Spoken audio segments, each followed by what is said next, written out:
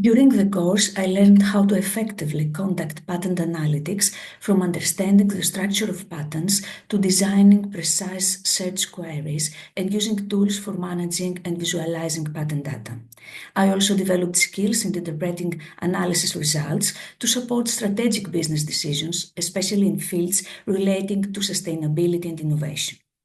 The module that stood out the most to me was block number 4. It was fascinating because it showed how data interpretation directly impacts real world strategic decisions in companies. Studying a real case like the method products example made me realize the strategic value of patent analytics far beyond simple research.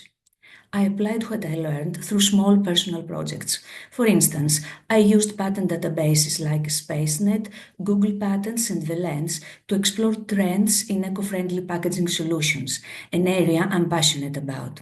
Designing queries and visualizing the data helped me better understand market opportunities in innovation gaps.